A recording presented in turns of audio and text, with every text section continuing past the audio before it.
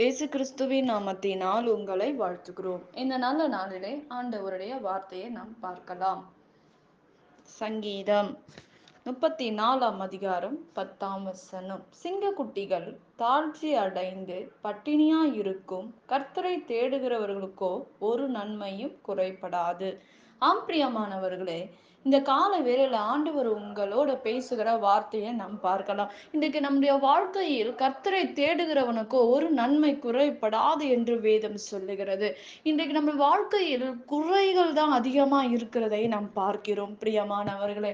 ஆனால் வேதம் சொல்லுகிறது, கர்த்தரை தேடுகிறவனுக்கோ ஒரு நன்மை குறைபடாது. நீ ஆண்டவரை முழுமையாக தேடும்போது, ஆண்டவரை முழு மனதோட தேடும்போது, நிச்சயமாக ஆண்டவர் நம்மை ஆசீர்வதித்து நமக்கு சமாதானத்தை தந்து நம்மை சமாதானத்தோட ஆசீர்வாதத்தோட வழி நடத்துகிற தெய்வனா இருக்கிறார் என்று வேதம் சொல்லுகிறது.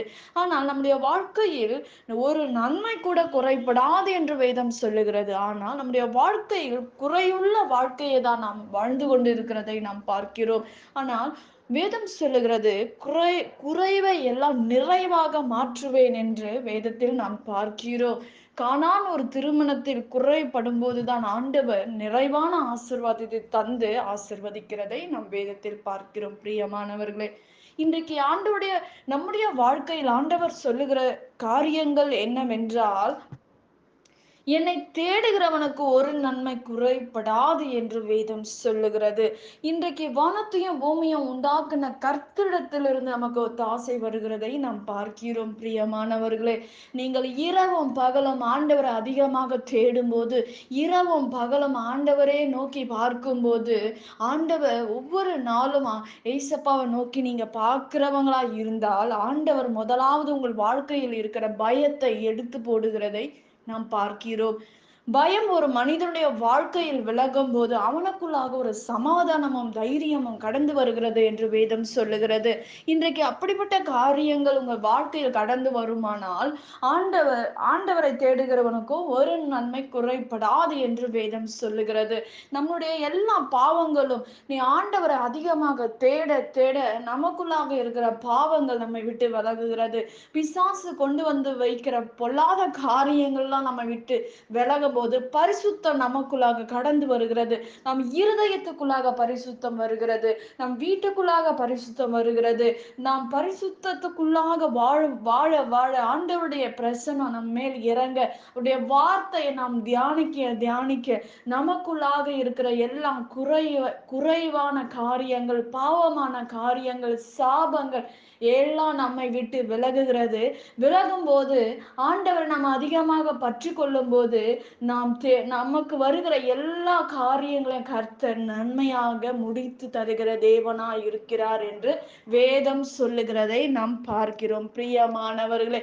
இன்றைக்கு நாம் நாம் குறைவுகள் நம்மை நோக்கி வருகிறது என்றால், நாம் ஆண்டவரை விட்டு விலகி நிற்கிறோம் என்று அர்த்தம். நீ ஆண்டவரை விட்டு விலகும் போதுதான் உங்களுக்குள்ளாக குறைகள் வருகிறது. பொருளாதார பிரச்சனைகள், பண பிரச்சனைகள், சகல காரியங்களை நாம் சந்திக்கிறோம். ஆனால் ஆண்டவருடைய வார்த்தை சொல்லுகிற காரியம் என்னவென்றால், நீ கர்த்தரை தேடும்போது ஒரு காரியம் கூட, ஒரு நன்மை கூட குறைபடாது என்று வேதம் சொல்லுகிறது. இன்றைக்கு நாம் எப்படிப்பட்ட சூழ்நிலையில் இருக்கிறோம்? நீ உலக காரியங்களை நோக்கி ஓடிக்கொண்டு இருக்கிறாயா? நீ கர்த்தரை மாத்திரம் சார்ந்து வாழும்போது உன்னை தேடி அநேக ஆசீர்வாதங்கள் கடந்து வரும். உங்களுக்குள்ளாக ஆண்டவர் பிரவேசிக்கும் போது எல்லாம் தீமையானவையெல்லாம் உங்களை விட்டு ஒழியும் போது, நன்மைக்கு எதுவான காரியங்கள் உங்களுக்குள்ளாக பிரவேசிக்கும் போது, நீங்கள் என்ன காரியம் செய்தாலும் ஒரு நாளும் குறை வராது. நன்மையான காரியங்களை நீங்க சந்திப்பீங்க. நன்மையான மனிதனை நீங்க சந்திக்க முடியும். உங்களுக்குள்ளாக குறைகள் இருக்குமானால், அந்த குறைவை ஆண்டவர் நிறைவாக மாற்ற வேண்டும் என்றால், ஆண்டவருடைய வார்த்தை உங்களுக்குள்ளாக கிரியை செய்ய வேண்டும். ஆண்டவருக்குள்ளாக நீங்கள் இருக்கும்போதுதான் இந்த குறைவான காரியங்கள் உங்களை தொட முடியாது. குறைவான காரியங்கள் ஏன் வருதுன்னா, நீ ஆண்டவரை விட்டு விலகி இருக்கீங்க. ஆண்டவரோட ஒரு தொடர்புல நீங்க இல்ல, இருக்கிறவங்களுக்கு இப்படிப்பட்ட பிரச்சனை வராது என்று வார்த்தை சொல்லுகிறது. மனுஷனுடைய வார்த்தை மாறலாம், ஆண்டவருடைய வார்த்தை ஒரு நாளும் தரையில விழாது என்று வேதத்தில் நாம் பார்க்கிறோம். பிரியமானவர்களே, இன்றைக்கு நம்முடைய வாழ்க்கையில் குறைவு நம்மை தேடி வருகிறது என்றால், நமக்குள்ளாக நன்மையை நாம் பெற முடியாமல் நிற்கிறோம் என்றால், நமக்குள்ளாக ஏதோ ஒரு காரியம் இருக்கிறது. நீ ஆண்டவரோட நெருக்கத்துல இல்ல. ஆண்டவரோட நெருக்கத்துல இருக்கிற ஒரு மனிதனுக்கு, ஆண்டவரோட இருக்கிற ஒரு மனுஷிக்கு, அவனுக்கு வேதனை வரும், துன்பம் வரும். ஆனா அத அவங்க மேற்கொள்ளுவாங்க. கர்த்தர் அவர்களோட இருப்பாங்க.